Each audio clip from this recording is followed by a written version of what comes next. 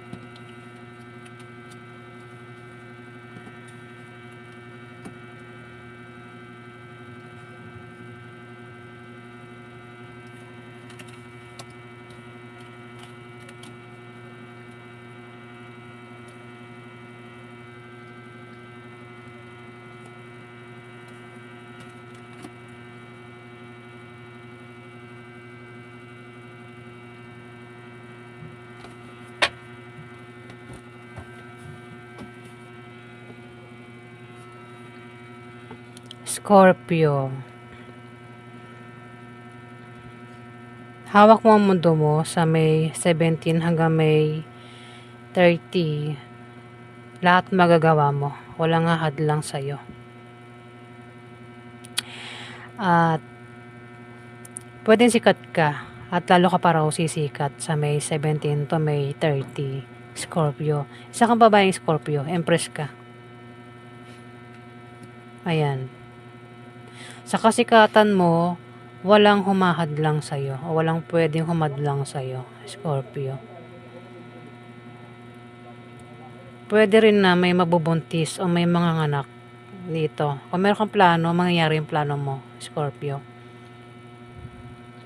Kung hindi ikaw ito, may empress dito ang kilala mo, Scorpio. At siya yung sikat.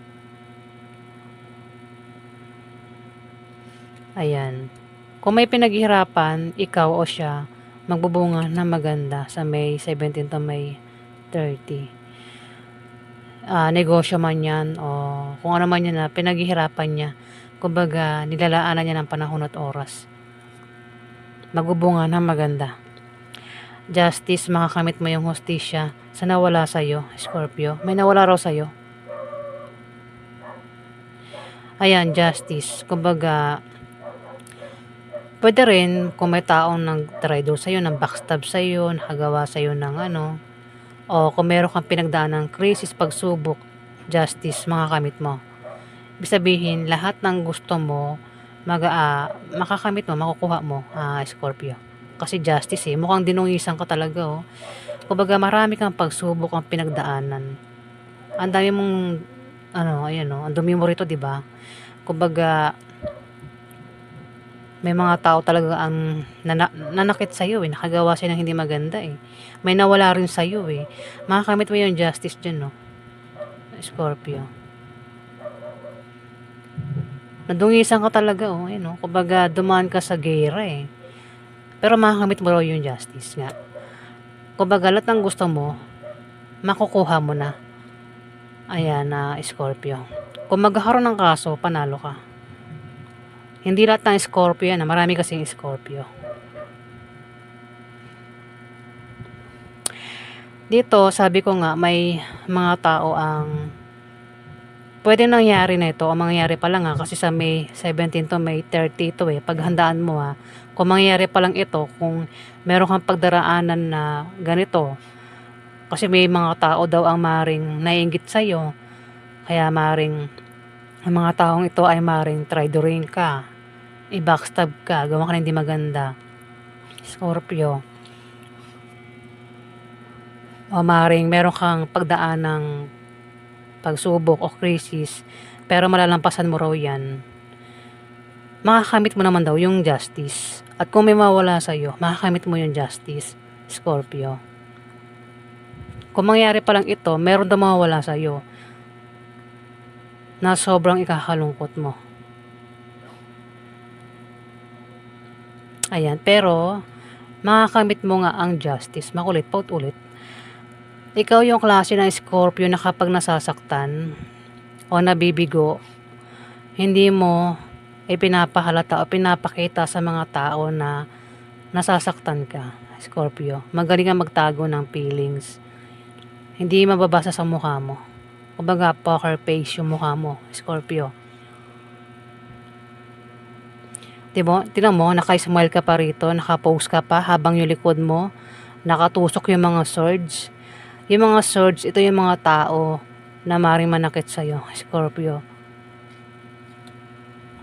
O, naka-smile ka pa rin habang nakatusok yung mga sword sa likod mo. Hindi yan sinaksak yung likod ako. Baga, sinaktan ka ng mga taong ito, Scorpio. O sasaktan ka ng mga taong ito. Pwede nangyari na ito o mangyayari pa lang Pero, justice makakamit mo raw, Scorpio, kung mangyayari yan Pwede rin, 2 of cups. Baka isang tao ang maring manakit sa'yo, ka-reunion mo, Scorpio. Pwedeng ex mo. Isang tao na nawala raw sa'yo Pwedeng ex mo ito. Na pwedeng meron pa rin kayong communication. Pwedeng saktan ka ulit nito, Scorpio. Ayan. Malakas pa rin yung attraction sa inyo ng taong ito, Scorpio. Pwede nga magkaroon ng reunion, pagkikita. Pwede soulmate din kayo ng taong ito. Kung sino man ito, Scorpio Pwedeng maniligaw mo, bagong maniligaw, o ex. Ayan. O kung sino man yan, ikaw lang nakakaalam. Hindi ka naman daw papayag na masaktan uli ng taong ito na nanakit na sa'yo. O kung nakaranas ka ng kabiguan, hindi ka napapayag na mabigo uli, Scorpio. Nakita mo, sinasalag mo yung puso mo na masaktan. Wait lang. Ayan, Scorpio. Kumbaga, ayan, kung may mga nagtraido sa'yo, may mga nanakit sa'yo, hindi ka napapayag na saktan uli ng mga taong ito. Justice, Ayan. Kung nabigo sa pag-ibig, makaka-move on na, Scorpio. O mag-move on ka na kung hindi ka pa rin nakakapag-move on. Dito, magkakaroon daw ng kasiyahan. Pwedeng patungkol sa inyong pamilya o patungkol sa inyong magkakaibigan na ikakasaya mo raw, Scorpio.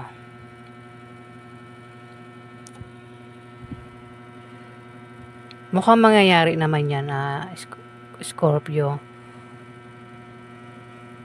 Yun lang. May 8 of swords. Hindi rin sure, kasi parang feeling, meron kang pakiramdam na stuck, wala kang magawa, nakatali yung kamay mo, may piring ang mata mo, ibig sabihin, kung balak mong pumunta sa kasiyahan, pwedeng hindi matuloy. Kasi pwedeng may dahilan kung bakit hindi matutuloy. Pwedeng maaaring busy ka sa trabaho mo o busy ka kung saan, kaya pwedeng hindi ka makapunta dyan sa kasiyahan na yan, Scorpio. Kaya feeling stuck ka dito. Ngayon, sabi rito, gumawa ka ng paraan para makawala ka sa ganitong pakiramdam lang ito, Scorpio. Tanggalin mo rin yung piring mo sa mata para makita mo yung pwede mo makita, para makita mo yung katotohanan, Scorpio.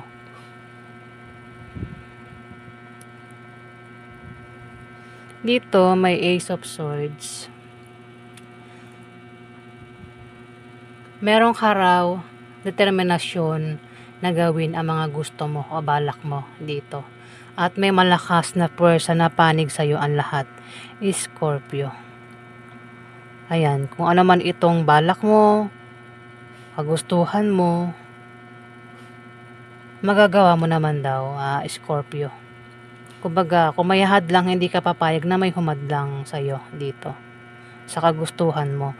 Kung mayroon kang pangarap, gusto mo makuha yun hindi ka papayag na may humadlang sa'yo.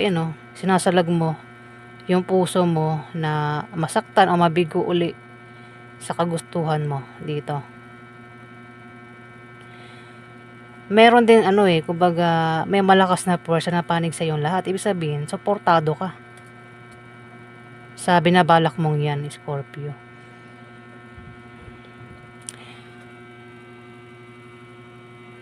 O yan po yung ganap sa inyo sa May 17 hanggang May 30, Scorpio. Maraming salamat po guys sa nag-like at nag-subscribe. Maraming salamat po.